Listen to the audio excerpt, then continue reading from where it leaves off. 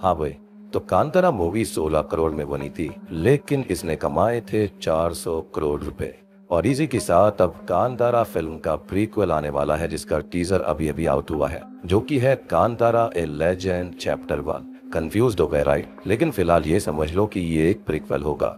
अब कांतारा चैप्टर 1 का बजट है 125 करोड़। जी हाँ, इसका मतलब है कि वीएफएक्स और सेट डिजाइनिंग में अच्छा खासा पैसा खर्च होगा, जो कि टीजर से दिख भी रहा है। अब टीजर को समझने के लिए मैं आपको कांतारा की थोड़ी सी कहानी सुनाऊंगा, जिससे कि आप इसका एक बेस समझ पाओगे। लेकिन अगर आपको ये वाली वीडियो पसंद आती है तो आप मुझे कमेंट में लिखना, मैं आपके लिए डिटेल्ड एक्सप्लेनेशन लेकर आऊंगा, जो कि नेक्स्ट पार्ट से पहले आपकी नॉलेज को ब्रश अप कर देगा, और वो एक्सप्लेनेशन बहुत ही बढ़िया होगी। तो देखो, ओरिजिनल कांतारा फिल्म के अंदर एक राजा होता है जिसको सुकून और चैन नहीं मिल रहा था, और उस सुकून की तलाश में राजा अपने ही राज्य की जमीन पर भटकता रहता है, जहाँ पर उसे एक एंकलेट की आवाज आती है और उसके जरिए वो जंगल के अंदर जाता है, जहाँ पर उसे एक वर्शिपिंग स्टोन दिखाई देता है, जिसको देखते ही उसे सुकून मिल जाता है। और ये कुछ और नहीं बल्कि ये गांव वालों के गार्डियन डीटी दैव पंजोली होते हैं, जो कि उनकी रक्षा किया करते थे। इंटरेस्टिंग बात है कि गांव वाले एक पत्थर के रूप में खुले में उनको पूजते थे, जो कि ट्रेडिशनल तरीके को अच्छे से कैप्चर करता है। ओल्ड टाइम्स में ऐसा ही हुआ करता था। इनफैक्ट आज भी कहीं ना कहीं ऐसा जरूर होता होगा। खैर, अब दैव पंजोली जो होते हैं वो यहाँ पर गाँव के लोगों के अंदर किसी खास व्यक्ति में ही आते थे। खास का मतलब यह है जो कि भूता कोला रिचुअल करके डांस परफॉर्म करता है। राजा को दैव के सामने आते ही सुकून मिलता है, जिसके चलते राजा दैव पंजोली को अपने घर में स्थापित करने की इच्छा जाहिर करता है, जिसके लिए पंजोली दैव मान भी जाते हैं। लेकिन इसके बदले जहाँ तक उनकी आवाज जा रही थी, जो कि 101 एकड़ दूर था, यानी कि उनकी आवाज 101 एकड़ तक गई थी, जो कि बहुत ही ज्यादा डिस्टेंस है। उनका ये कहना था कि जहाँ तक आवाज गई है उतनी जमीन गांव वालों की रहेगी, और इसी शर्त के चलते वो राजा के महल के अंदर स्थापित हो जाएंगे। और ये सारे ट्रेडिशंस यानी कि भूता कोला ऐसे ही चलते रहना चाहिए और प्रॉमिस नहीं टूटना चाहिए। अगर ऐसा नहीं हुआ, चाहे 1000 साल क्यों ना बीत जाए, तो विनाश हो जाएगा राजा और उसके वंश का। वहाँ पर तहलका मचेगा, कोहराम आएगा, क्योंकि पंजोली दैव का ये कहना था कि उनके साथ एक बहुत ही गुस्से वाले दैव गुलिका भी है। वो तो शायद उनको माफ भी कर दे, लेकिन गुलिका ऐसा नहीं करेंगे। ऑब्वियसली राजा इस चीज के लिए मान जाता है और दैव पंजोली को अपने यहाँ पर स्थापित कर लेता है, और बस ऐसे ही चीजें चलती रहती हैं। लेकिन समय के साथ राजा के वंशजों की नियत बिगड़ जाती है और वो कोर्ट में केस फाइल करने के लिए कहते हैं, क्योंकि उनको ये लग रहा था कि ये जमीन उनकी है, ना कि गाँव वालों की। अब देखो, 1970s के अंदर शिवा के पिता भूता कोला करते हैं, लेकिन राजा का वंशज उस चीज को नाटक बताता है और दैव उसको श्राप देते हैं कि वो कोर्ट की सीढ़ियों पर ही मारा जाएगा, उसकी जजमेंट वही होगी। और बस शिवा के पिता, जिनके अंदर दैव पंजोली थे, वो जंगल में भाग जाते हैं और एक जगह पर आकर अग्नि का चक्र बनता है, जिसके तुरंत ही बालों गायब हो जाते हैं और छोटा शिवा इस चीज को देखता रह जाता है। और ऐसा क्यों हुआ था, इसका रीजन थोड़ी देर में मैं आपको बताऊंगा जब मैं टीजर की बात करूंगा। अब शिवा बड़ा होता है और फिर से राजा का वंशज गलत चीज करता है, लेकिन इस बार गुलिका दैव शिवा के अंदर आते हैं और वो सबको बचाते हैं। शिवा भी अब भागकर जंगल में जाता है और उसके अंदर इस बार पंजोली दैव थे, और वो अपने पिता को देखता है और दोनों उसी सर्कल में एक साथ गायब हो जाते हैं। और सबसे बड़ी बात कि इस मूवी के मिड क्रेडिट सीन में हम देख पाते हैं कि ये कहानी शिवा के बच्चे को कोई सुना रहा होता है। यानी कि आप नोटिस करोगे तो यहाँ पर कहानी के अंदर कहानी और कहानी के अंदर कहानी ही बताई जा रही थी। और अगर आप कांतारा का टाइटल नोटिस करोगे तो वो है कांतारा ए लेजेंड, और लेजेंड मतलब होता है एक ट्रेडिशनल स्टोरी। खैर, अब नई मूवी के टीजर के अंदर हम उसी सर्कल को देखते हैं, जिसके अंडरग्राउंड में हम शिवा जैसे दिखने वाले व्यक्ति को देखते हैं। और इस चीज की मेरे पास 2 थियोरीज हैं। पहली ये कि यहाँ पर ये कदम्बाज डायनेस्टी के वक्त की फिल्म होगी, तो शायद से परशुराम हो सकते हैं, क्योंकि उनके हाथ में फरसा वगैरह भी था। सबसे बड़ी बात कि हाथ में त्रिशूल है, रुद्राक्ष की माला है और कान में हड्डियों से बने हुए कुंडल, मुख पे गुस्सा और खून से भीगे हुए। लेकिन इस चीज की पॉसिबिलिटी मुझे थोड़ी सी कम लगती है। रीजन ये है कि टीजर में ये लिखा हुआ है कि ड्यूरिंग द रेन ऑफ कदम्बाज, ना कि ये लिखा है कि इट्स अबाउट देयर डायनेस्टी। और सेकंड थ्योरी जो कि काफी ज्यादा सॉलिड मुझे लगती है, वो ये है कि शायद से ये शिवा के पिता हो सकते हैं, जिनको गुलिका ने पदस्थ किया हुआ है। आई बिलीव ये गुलिका रूपी है, जो कि कदम्बा डायनेस्टी के दौरान के हैं, और उसके ऊपर ये कहानी हो सकती है।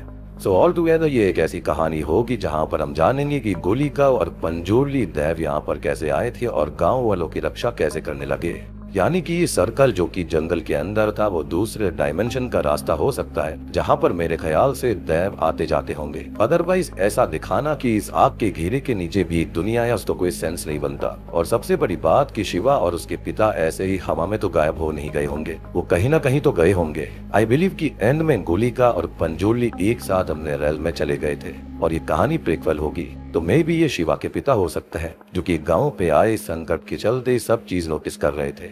एल जब शिवा उस घेरे के पास आया था तो एक डायलॉग आता है कि ये रोशनी नहीं बल्कि दर्शन है, जो हो गया, जो होने वाला है और जो होगा, सब कुछ शायद शिवा को नजर आ चुका था।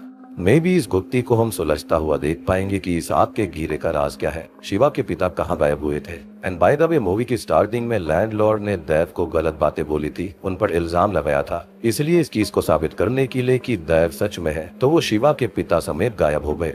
लेकिन अगर ये परशुराम जी की कहानी हो गई तो फिर ये सारी बातें गलत हो जाएंगी और हम कुछ डिफरेंट ही इस कहानी में देख पाएंगे, जिसकी मुझे आशा थोड़ी सी कम है। और मुझे एक गट फीलिंग और है कि ये गोली का रूप ही होगा, क्योंकि पिछली मूवी के अंदर जब शिवा को मारा जाता है तो पत्थर पे खून के जस्ट बगल में त्रिशूल की आकृति बनी हुई थी। इनफैक्ट मूवी की स्टार्टिंग में जब राजा जिस आकृति के सामने खड़ा हुआ था वहां पर भी सेम त्रिशूल का ही आकार बना था। अब कांतारा फिल्म को समझने के लिए हमें पंजोली और गोलिका दैव को समझना होगा। मैं कोशिश करूंगा कि इसे अच्छे से एक्सप्लेन कर पाऊं। तो दैव का मतलब होता क्या है? दैव का मतलब होता है गार्डियन डिएटीज, जो कि आपकी रक्षा करती है। अब ये गांव हो सकता है या फिर कोई स्पेसिफिक पर्सन, प्रोटेक्शन के लिए ये होती है और इसी के लिए इनको रिस्पेक्ट दी जाती है, पूजा जाता है और अनादर नहीं किया जाता। लेकिन ये गार्डियन डिएटीज बनी कैसे? तो एक बार एक वायर बोर अपने बच्चे के साथ शिव जी और माता पार्वती के बगीचे में आ गया। अब वायर बोर तो मर गया लेकिन उसके बच्चे को माता पार्वती ने पाल लिया, जो कि पंजोली बना। अब ये बड़ा हुआ जो कि काफी डिस्ट्रक्टिव था और शिव जी ने उसको खत्म करने का फैसला लिया, लेकिन माता ने ऐसा करने से मना किया और पंजोली को धरती पे भेज दिया गया उसकी और लोगों की रक्षा करने के लिए, और ऐसे पंजोली दैव बने। अब बात करें गोलिका की, तो गोलिका का जन्म एक पत्थर से हुआ। माता पार्वती को एक पत्थर रात में मिला था और शिव जी ने उस पत्थर को पानी में फेंक दिया, जिससे गोलिका ने जन्म लिया। अब गोलिका को भगवान विष्णु की सेवा के लिए भेजा गया, लेकिन इनका भी नेचर बहुत ही ज्यादा विनाशकारी था और भगवान ने गोलिका को श्राप दिया और जन्म लेने के लिए नेलोला के घर में भेज दिया। अब जब फाइनल समय आया तो गोलिका ने अपनी माँ से पूछा कि मैं किस तरह से जन्म लूं। माँ ने कहा नॉर्मल जन्म लेने के लिए, लेकिन गोलिका पेट चीर कर बाहर आते हैं और उसकी भूख कभी शांत नहीं होती। तो विष्णु भगवान की अंगूठी वो चूस कर उसका पेट भरा गया था। अब यहाँ पर एक और कहानी ये आती है कि जो ये नलोला है वो अपने 23 बच्चों को खा चुकी थी, जिसके चलते विष्णु जी ने गोलिका को उसके पेट में भेजा, यानी कि गर्भ के अंदर, और उसको खत्म करने के लिए ऐसा करा गया था। अब देखो अलग अलग दंड कथाएं हैं, इसके अंदर क्या सही है क्या गलत ये तो मुझे एग्जैक्टली नहीं पता, लेकिन जैसी इन्फॉर्मेशन अवेलेबल है उसके हिसाब से मैं आपको ये बता रहा हूँ। अब कहानियों के अनुसार पंजोरली और गोलिका शुरू में एक ही जमीन के लिए आपस में लड़े, क्योंकि पंजोरली और गोलिका वो और नहीं बल्कि डियर्टी स्पिरिट्स हैं, और तभी तो इस रिचुअल का नाम भी भूता कोला पड़ा है। और अगर आप भूता कोला का लिटरल मीनिंग देखते हो तो भूता मतलब स्पिरिट और डियर्टीज और कोला मतलब प्ले। अब देखो होता यह है कि ये आपस में लड़ाई करते हैं, लेकिन माता दुर्गा ने इस चीज को रोका, जिसके चलते गोलिका और पंजोरली कंपेनियंस बन गए और गोलिका पंजोरली को पूजने लगे, क्योंकि फिल्म के अंदर गोलिका ने पंजोरली को स्वामी कहा था। और इसी कहानी के अनुसार मूवी के अंदर चीजें दिखाई गई है कि पंजोरली ये कहते हैं कि मेरे साथ गोलिका भी है जो कि मुझसे भी ज्यादा आक्रामक है और मैं तो सबको माफ कर दूंगा, लेकिन वो किसी को माफ नहीं करेंगे। और कांतारा चैप्टर 1 के पोस्टर के अंदर जो व्यक्ति सामने खड़ा हुआ है, जिसके हाथ में त्रिशूल है, हाथ में फरसा है, रुद्राक्ष की माला है, तो उसके सामने कई सारे ऐसे लोग हैं जो कि उन पर वार करने के लिए आ रहे हैं। तो इस बात से ही हमको पता चलता है कि इस मूवी के अंदर भी लड़ाई वगैरह भी काफी तगड़ी होने वाली है। तो मेरे हिसाब से तो हमको ये सब कहानी कांतारा चैप्टर 1 में देखनी चाहिए और इससे एक अलग लेवल का ही मजा आएगा, क्योंकि ओरिजिनल कांतारा ने एक्सपेक्टेशंस बहुत ही ज्यादा इंक्रीज करके रखी हैं। मैं तो बहुत ही ज्यादा एक्साइटेड हूँ इस फिल्म के लिए, और सबसे बढ़िया बात यह है कि ये मूवी अब जैसे ही रिलीज होगी तुरंत ही इसका हिंदी डब आएगा।